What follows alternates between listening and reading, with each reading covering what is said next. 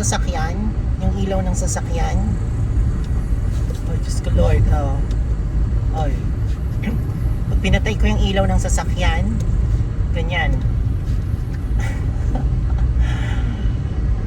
Grabe, walang ilaw. Ni reflector, wala.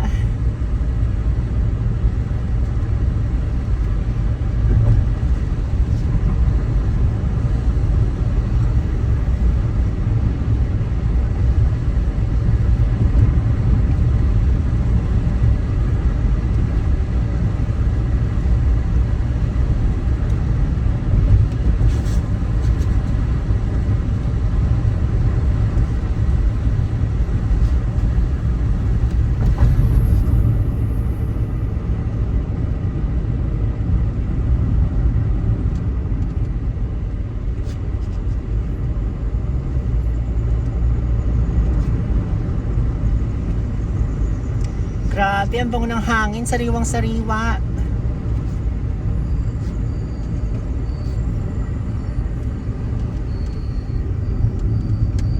Alam niyo yung amoy ng dahon, ng damo, ng puno kapag basa.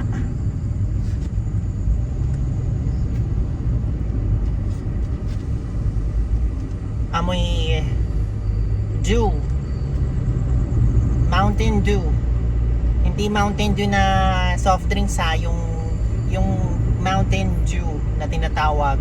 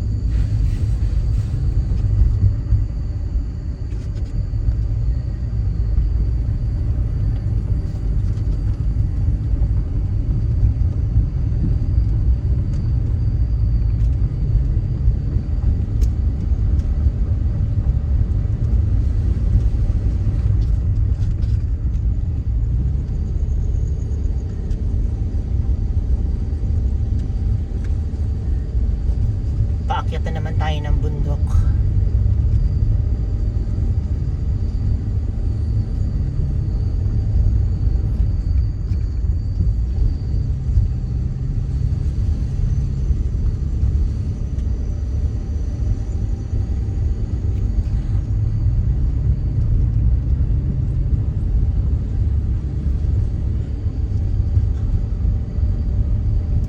Ganda siguro tignan ng kalangitan dito sa gitna dito dahil walang light pollution, walang kailaw-ilaw kahit isa. Kaya pag pinatay mo yung ilaw ng sasakyan, ang ganda sigurong tignan ng kalangitan kasi makikita mo lahat ng stars. At kapag sinuwerte ka pa at meron kang dalang tamang equipment, makukunan mo ang Milky Way. Kaya lang, unfortunately, maulap ang kalangitan dahil nag-uulan.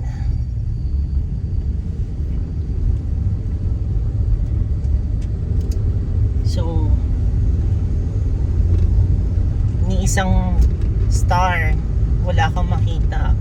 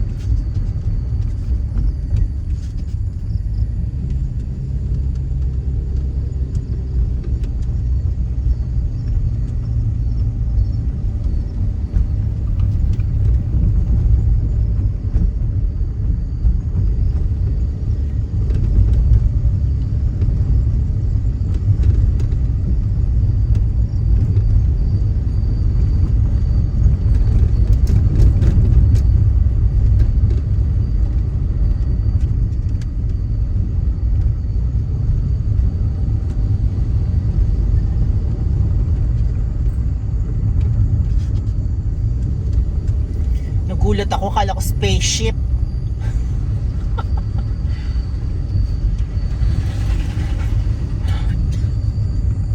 Gulat ako dun ah. Alam niyo yung sobrang dilim, tapos pagliko mo, yun yung makikita mo.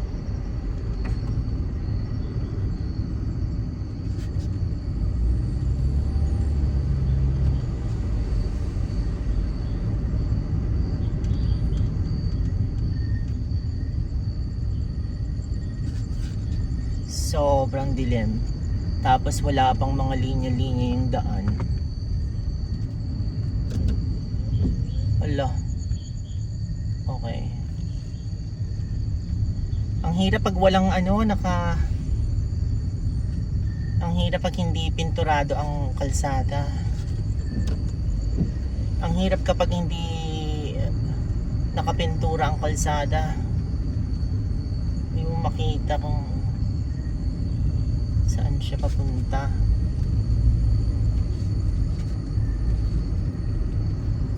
Kaya kailangan, pinaka-importanteng aspect kapag magmamaneho ka, nasa kondisyon ng katawan mo at saka ang utak mo. Pangalawa, syempre, nasa kondisyon ang sasakyan mo.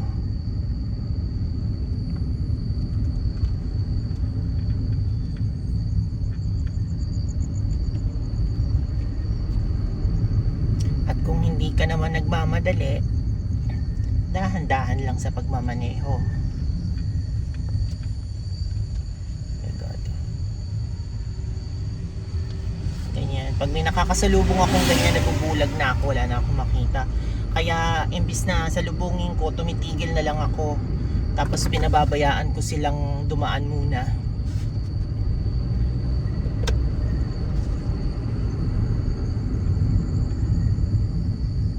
Kasi yung hindi mo na nga makita yung daan, tapos mabubulag ka pa dahil sa silaw ng ilaw nila.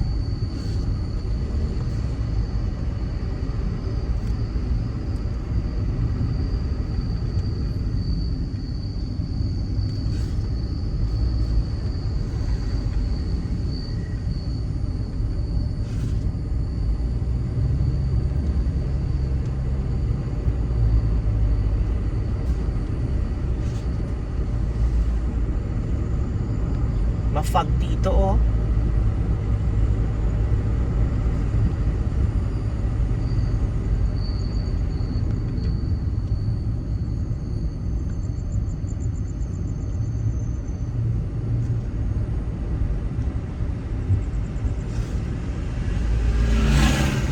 Kaya pag nagmamaneho ako, mas gusto ko talaga meron akong sinusundan na sasakyan.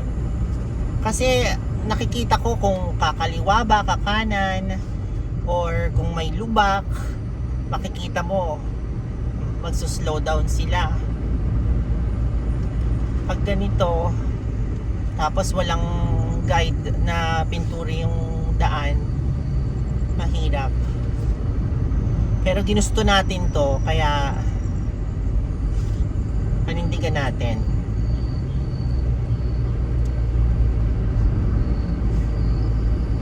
Masarap naman kasi talaga mag-drive pag hating gabi. Tahimik ang daan, walang traffic, hindi mainit. Dire-diretso lang ang biyahe mo.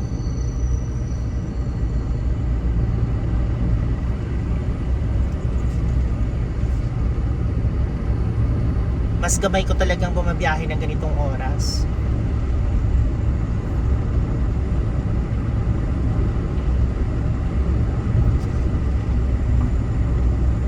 And not to mention na gabing tao talaga ako. Pag kumagat ang dilim dyan, gising na ako. Tapos yung peak ng energy ko, mga alas 12 ng hating gabi. Yan. Pag mga alas 12, alauna, ang dami kong naiisip na gustong gawin. Pag kahit nasa bahay ako, gusto kong maglaba, gusto kong maglinis ng bahay, gusto kong mag-grocery. Buti nga ngayon may 24 hours na grocery na eh.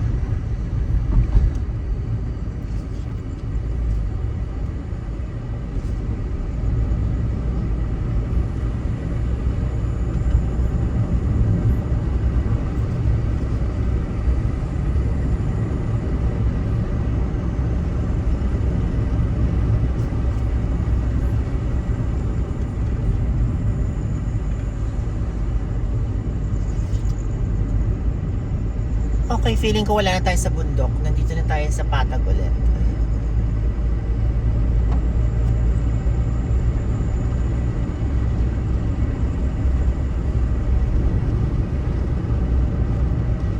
Time check, it's 12:40 ng hating gabi, and according to Google Maps, makakarating tayo ng Kasiguran in 1 hour and 32 minutes. So, 2:13 ng madaling araw, nandun na tayo.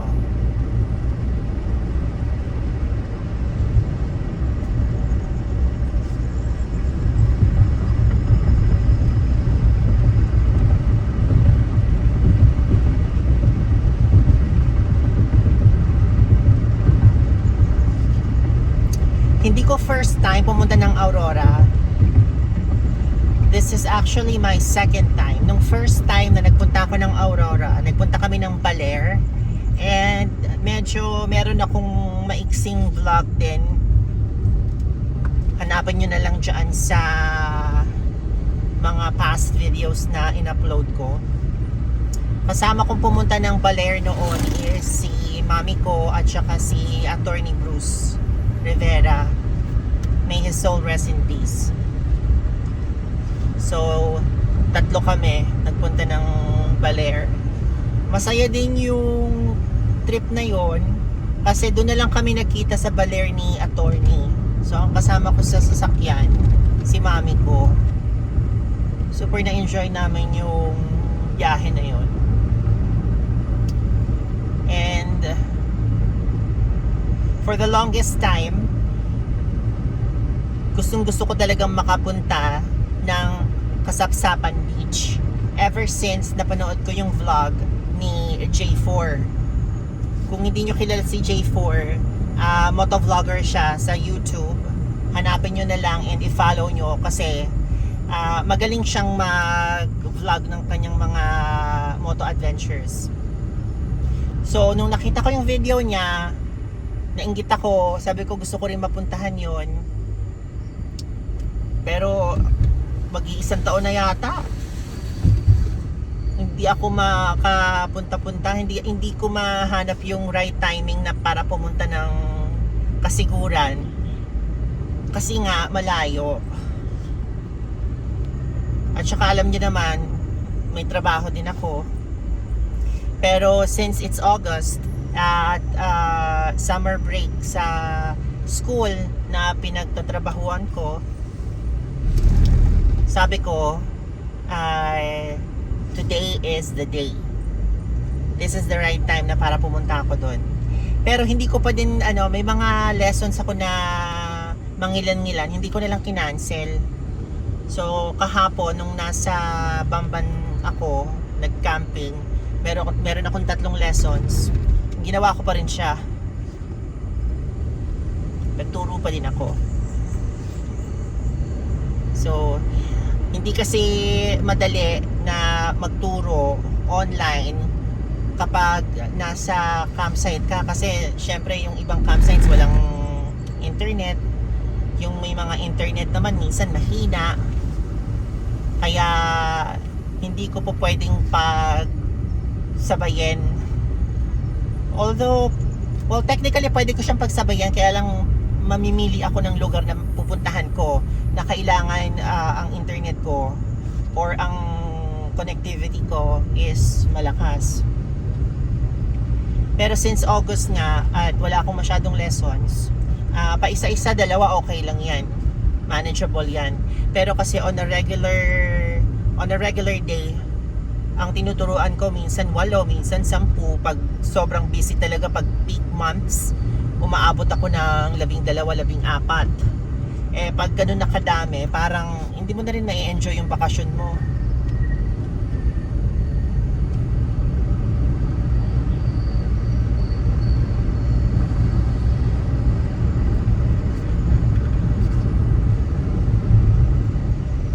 O, di ba? Ang daldal ko, alas 12 na kasi. Pag ganitong oras talaga, alert, alive, awake, enthusiastic ako.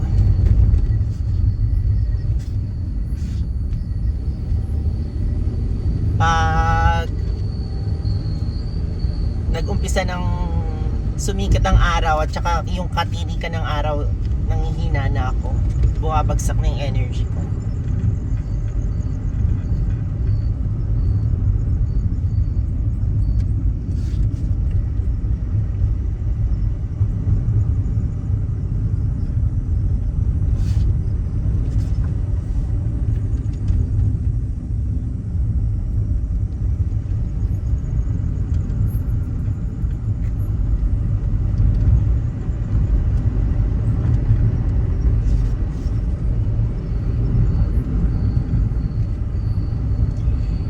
Hindi ko na pinapaling sa akin yung camera ha, kasi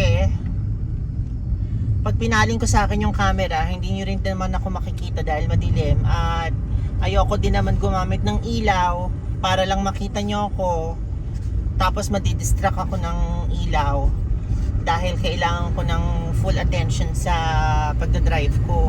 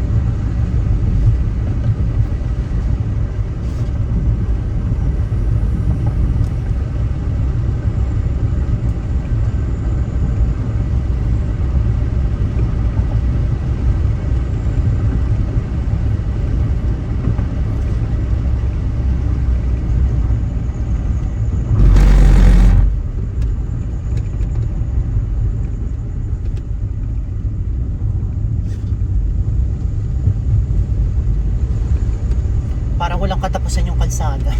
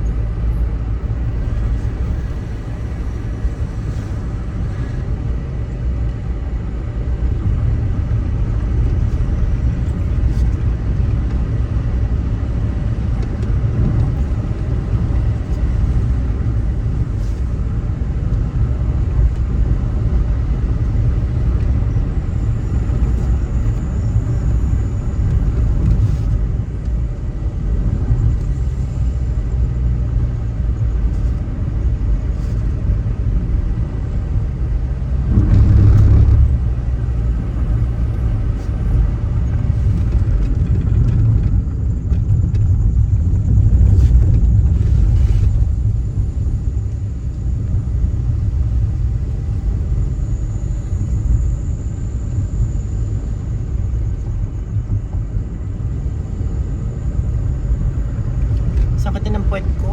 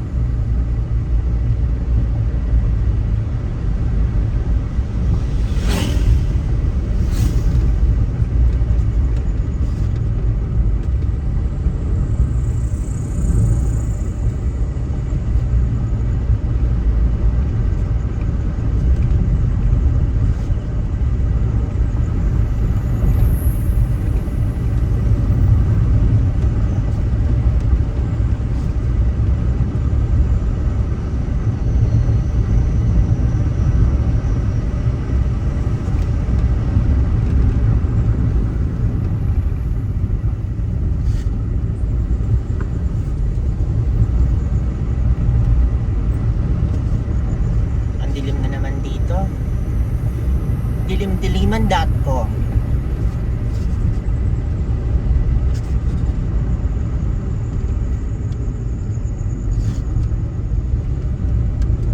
Ayun, nag-iisang ilaw.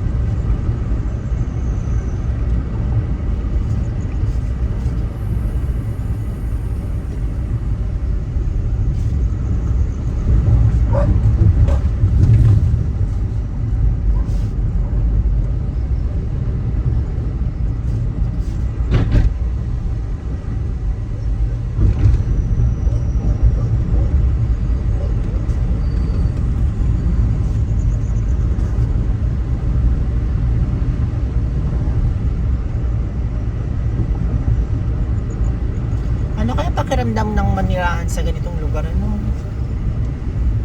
Yung ang layo mo sa lahat. Pero siguro kung nasanay ka ng ganito yung buhay mo, okay lang din siguro.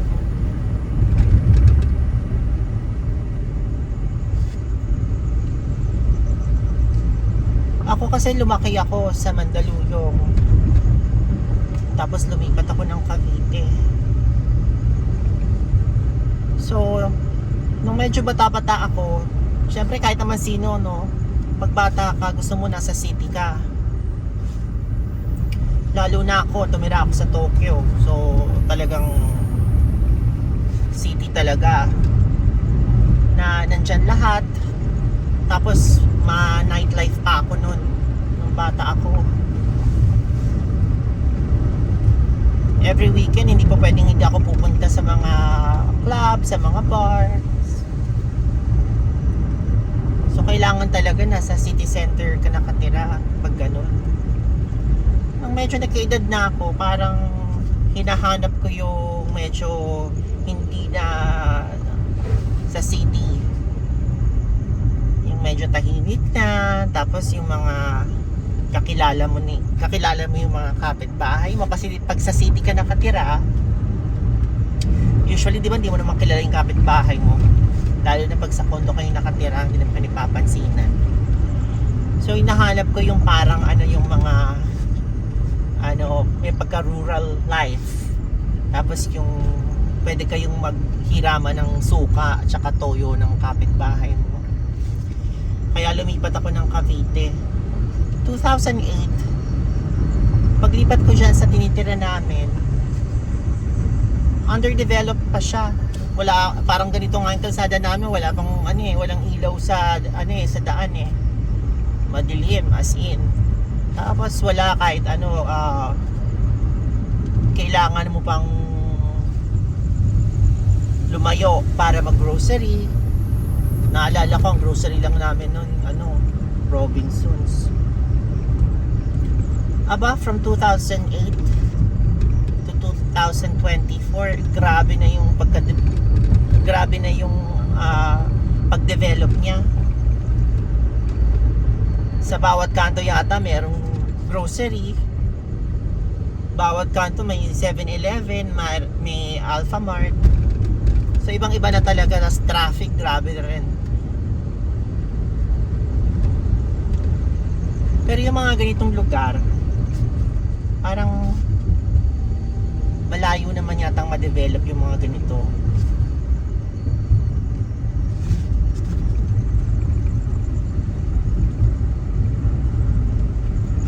Pero parang ang hirap. Gusto mong mag-grocery, ang layo.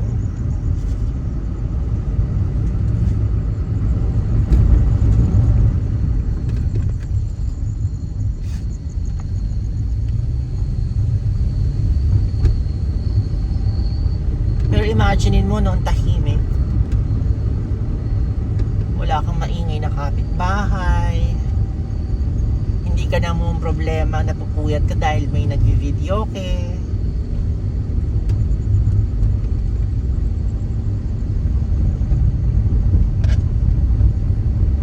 Meron ding mga pros and cons pag tumitira ka sa mga secluded na mga lugar gaya nito.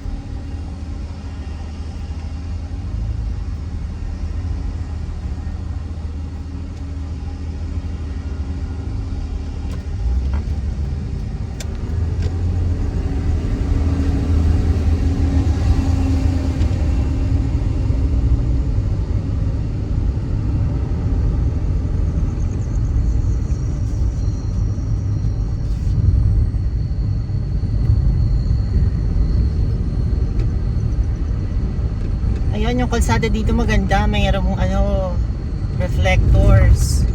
Sana ganito, no? Sana ganito sa lahat ng kalsadang mga walang kuryente, mga walang ilaw.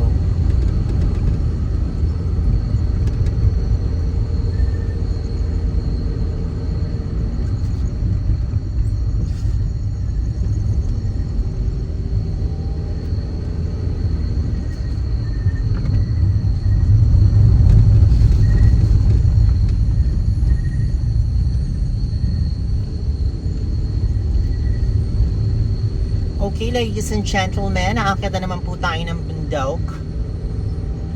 Oh my God, ano yun?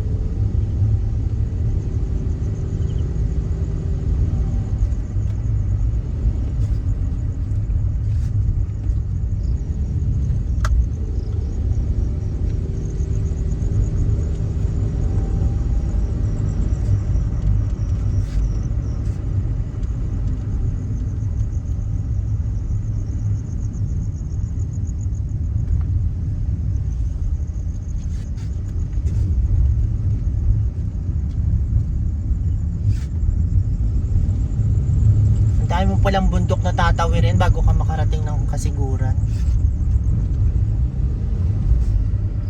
Nakakaloka.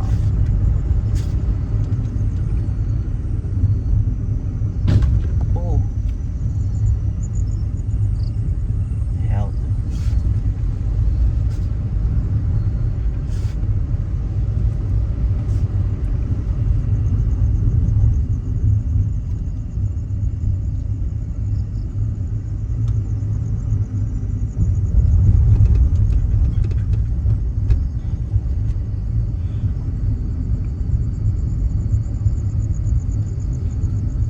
According to Google Maps, medyo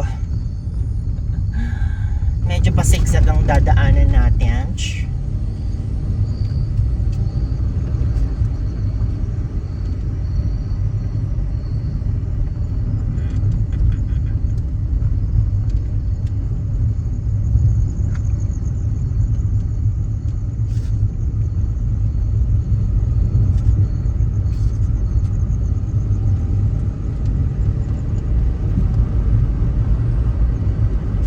Ang galing din ng mga sinaunang tao, ano, nakakabiyahe sila ng nagbabasa lang sila ng ano, yung papel na mapa. Ako tumanda, hindi ako marunong magbasa ng mapa. Hindi ko kasi pag humawak ko ng mapa, yung papel na mapa, hindi ko alam kung ano yung ano, kung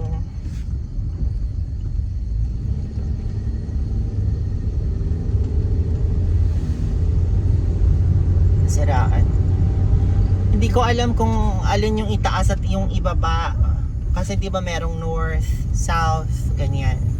Eh kapag nagmamaneho akong ganito, hindi ko naman alam kung ano yung kung saan ang south, kung saan ang north. So, pag ginawa ko yung mapa, hindi ko alam kung anong direction yung ano ko. Hindi ko alam kung ano yung direction na susundan ko.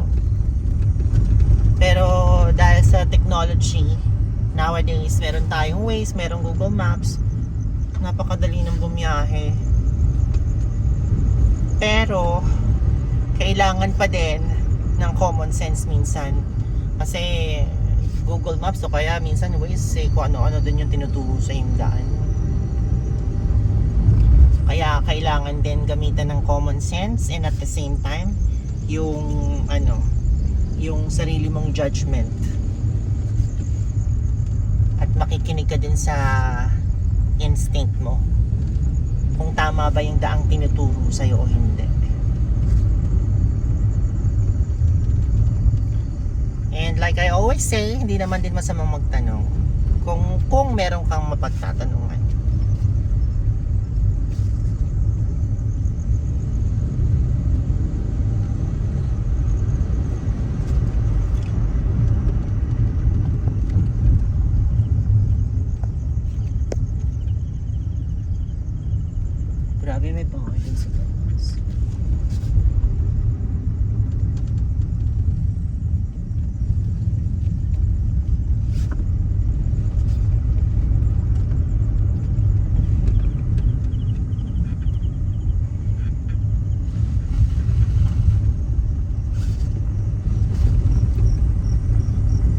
Pababa na naman tayo ng bundok.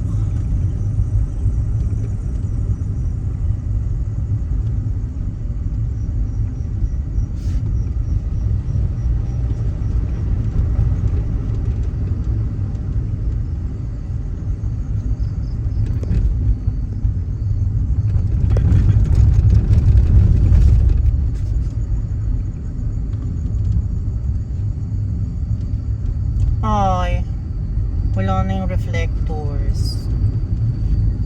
So sad. Actually, hindi pala siya reflectors. Ano pala siya, parang solar power. Solar, ano man tawag dun? Solar lamps? Hindi, solar lights.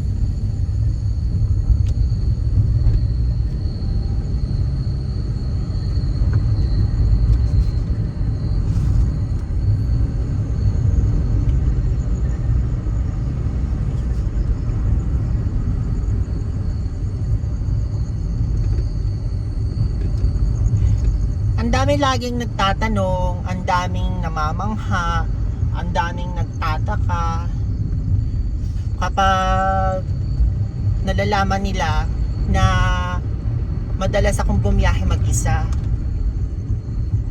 Hindi ko naman maintindihan kung ano naman ang nakakapagtaka doon, kung anong nakakamangha. Pinanganak naman tayong mag-isa sa mundo. Not unless siguro na meron kang kambal. May mga lakad din naman ako na gusto kong may kasama. Kasama yung nanay ko, kasama yung mga kaibigan ko.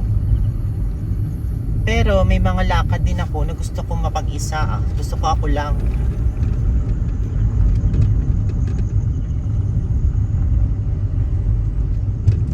Minsan kasi pag isa ka lang, doon mo na, ewan ko para sa akin, minsan kasi pag mag-isa ako, mas malalim yung mga iniisip ko. Mas malalim ako mag-isip about sa mga kung ano-ano, sa buhay, sa bagay.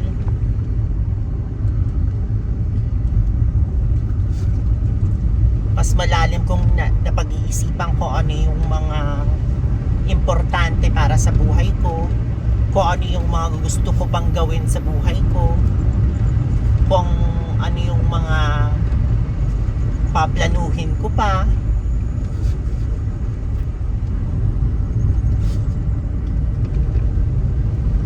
Pag mag-isa ko, naiisip ko lahat ng mga bagay na yan. And I think importante yun sa tao yung pag nag-isip ka para sa sarili mo,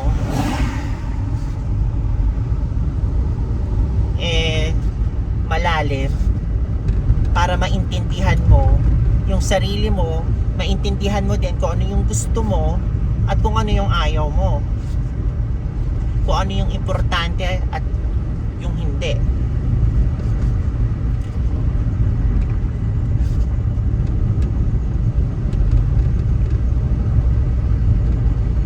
Kapag kasama mo kasi yung mga kaibigan mo, usually naman dyan, biruan, kwentuhan, tapos pag matagal na kayong magkaibigan, ang pinagkukwentuhan nyo usually yung mga masasaya o kaya nakakatawang experiences nyo in the past. Diba usually ganyan naman ang usapan pag kasama mo yung kaibigan mo. Or minsan, nag-uusap din kayo ng mga topics na mga malalalim din. Pero kasi minsan, halimbawa, nag-iisip ka ng plano mo sa buhay. Minsan kasi pag nakikipag-usap ka sa kaibigan mo at binigay niya na yung input niya, parang na, paano ko ba explain yon? Parang na hahaluan na.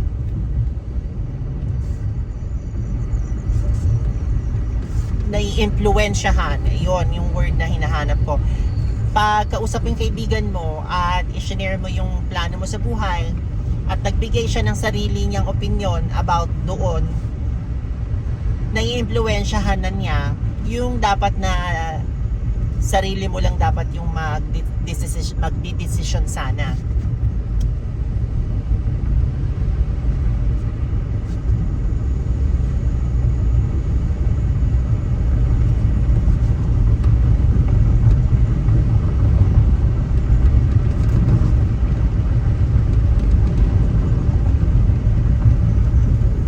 Daming aso sa gitna ng kalsada, kaya pag nagmamaneho kayo ng gabi, ingat-ingat lang talaga.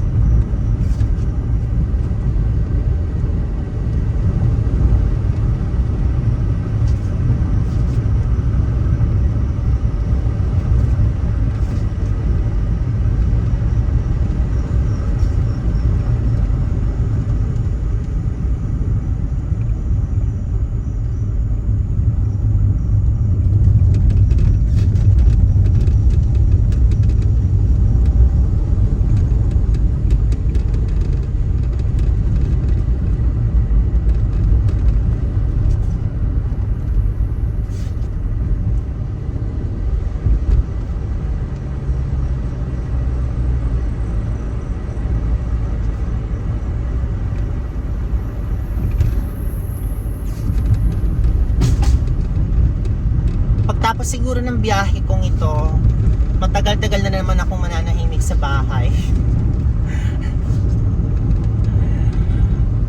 Matagal-tagal na naman akong mag-vlog. Yung pag-vlog ko naman kasi, mood lang din, trip lang din. Hindi ko na masyadong kinakarir. Nag-e-enjoy lang ako na mag-vlog paminsan-minsan. Minsan yung ibang biyahe ko, hindi ko naman din binavlog eh. Pag wala ako sa mood mag-vlog, hindi ko naman binavlog. Katulad ng pagpunta namin ng Davao. Tapos may pinuntahan pa kami eh. Nakalimutan ko na kung saan. Hindi ko din binvlog. So, depende talaga sa mood ko kung nasa mood ako mag-vlog. Kung nasa mood ako mag-chichika, magdadaldal sa camera. Dahil yung purpose ko naman sa pag-vlog is para magkaroon lang ako ng digital footprint. Kasi wala naman akong asawa, wala naman akong mga anak. Ayoko naman na pag namatay ako, wala na, parang hindi na ako nag-exist sa mundo. Parang wala nang pinanganak na ako sa mundo. Pero kung meron kang mga videos out there, paano merong mga taong alam niyo, hindi ko alam kung paano sabihin sa Tagalog eh. Yung people would stumble upon your video. Paano ba sabihin sa Tagalog? Yung may makakahanap at may makakahanap ng videos mo sa YouTube. So, magustuhan ba nila o hindi, ang sa akin, minsan sa buhay na to, nag-exist ako sa mundo. Yun lang yung purpose ko. Kaya ako nag-vlog.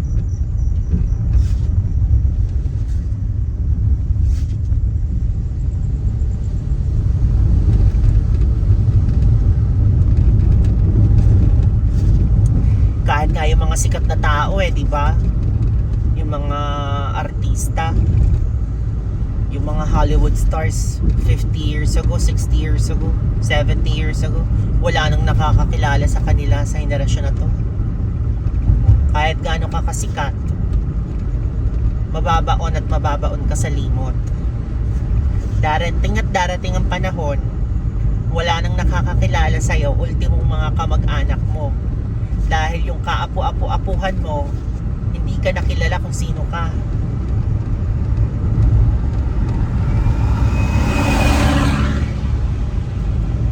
Syempre nakakalungkot yung ganon, di ba? At least yung mga naging sikat noon, yung mga artista noon, kahit paano nakagawa sila ng mga pelikula.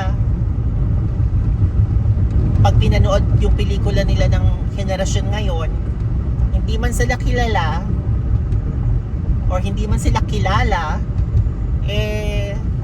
nandyan pa din sila.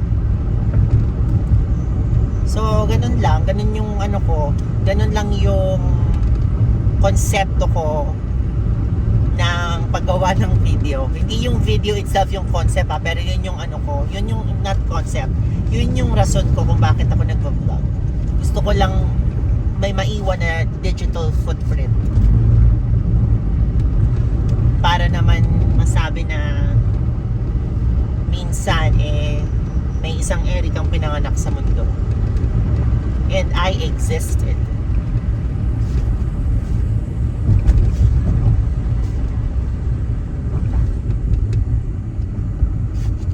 Parang ang dami ko ng chinika pero nandito pa rin tayo sa kalsada. Never ending story.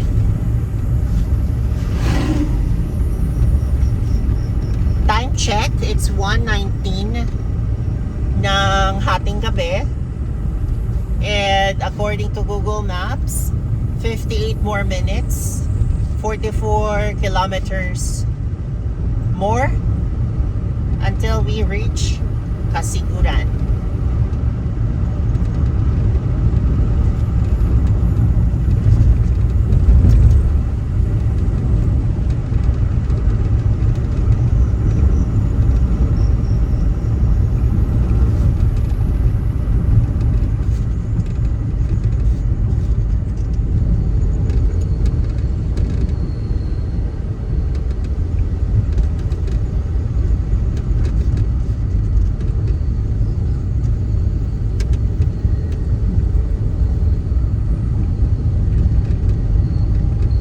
Bilis nung sasakyan na nag-overtake sa akin, no? Wala na siya.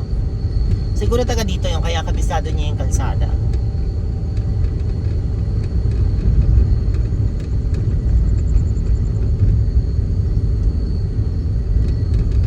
Or mabagal lang talaga ako mag-drive.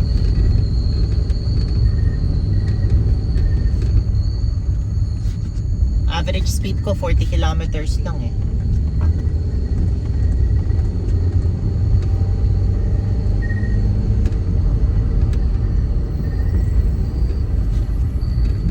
Paakit na naman tayo ng bundok na. Pang ilang bundok na ba to?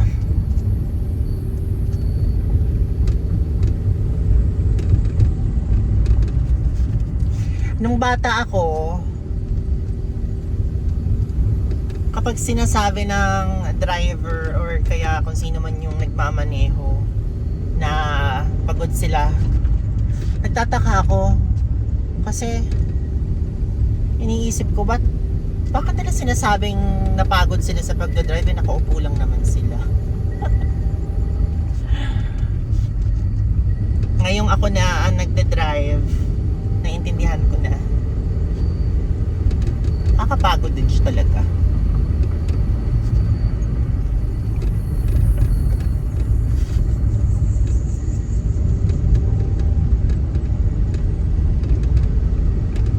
Buti na lang na-invento yung pagdadrive na nakaupo. Paano nila kung na-invento siya na nakatayo? Di lalong nakakapagod yun. Nagdadrive ka na nakatayo.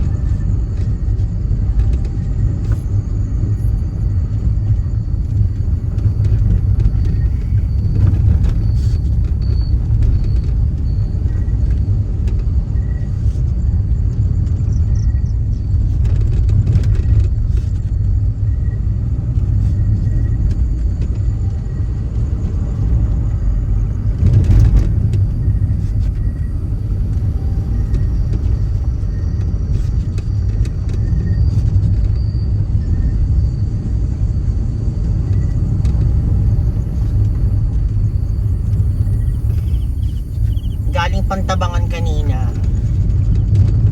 I don't think kakayanin ko to kung dumire-diretso ko.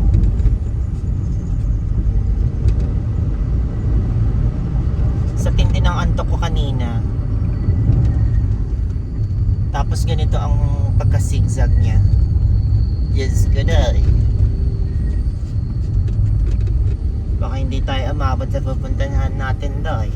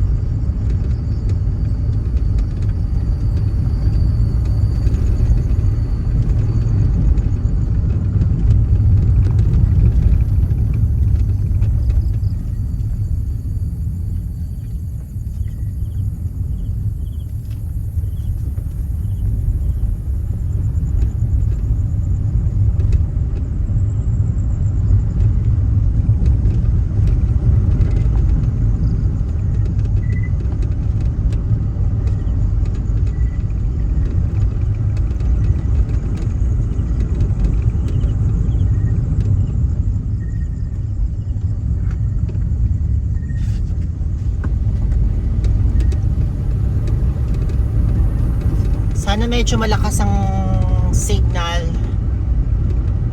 ng internet pagdating natin sa town proper ng Kasiguran. May kailangan akong i-cancel na lesson for tomorrow. Nag-iisa lang naman siya. Hindi ko na siya gagawin kasi feeling ko walang internet sa kasapsapan.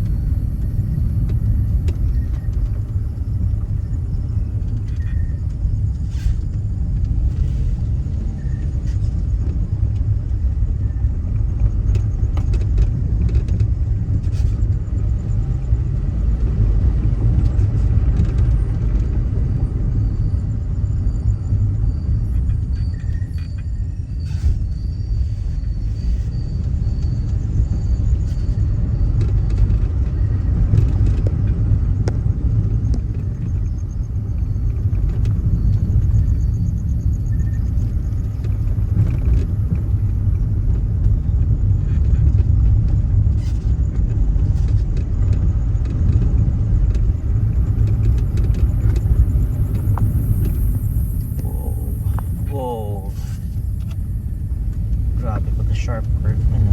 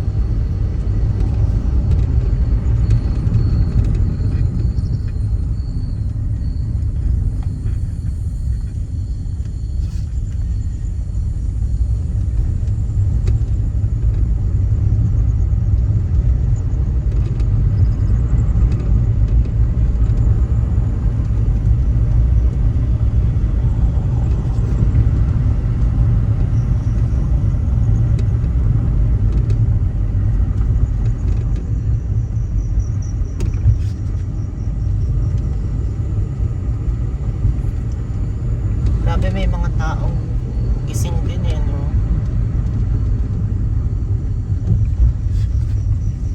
Sabi sa inyo eh, hindi lang akong nag-iisa dito sa mundo eh. Meron kasing mga tao na nagtatrabaho sa gabi, yung mga nagtatrabaho sa call center. Nagtatrabaho sila sa gabi, gising sila sa gabi because they need to. Not because they want to. Hinihingi ng pagkakataon. Wala silang choice. On the other hand, may mga tao talaga na katulad ko na likas na talagang gising sa gabi at tulog sa umaga. Kaya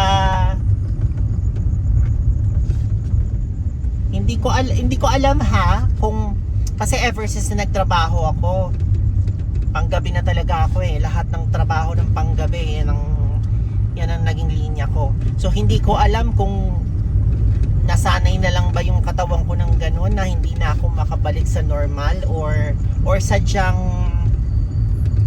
mas gusto ko talaga sa gabi.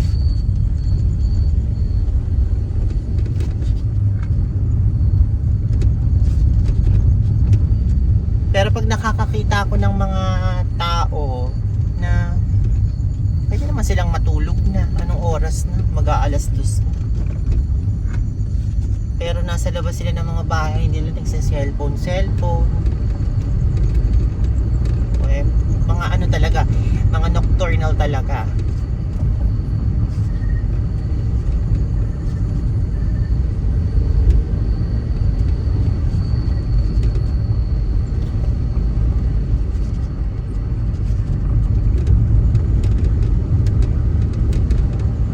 Kaya nung umuwi ako ng Pilipinas galing Japan, naghahanap ako ng trabaho. 2005 yun eh. Tapos yung mga kilala ko sabi sa akin, ba't hindi mo try sa call center? Yun ang usong trabaho ngayon. Di ako naman, try naman ako, apply ako. Aba, nung nalaman ko na panggabi yung shift, sabi ko, perfect to sa akin.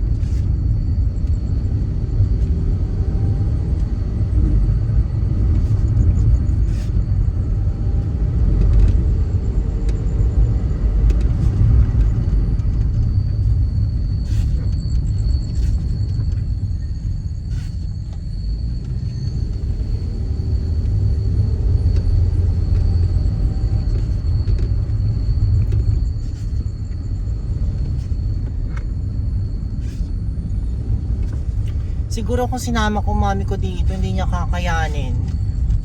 Ang daming mga zigzag eh. Nahihilo pa naman ang nanay ko pag ganitong daan. Tapos sasabihin nun mag-slow down. Kasing slow nung mga truck. Anong oras ka pa makakarating pag ganun kabagal? Ay nakakaawa din naman kapag binilisan mo dahil nahihilo. Oh, tapos mga sharp curves pa.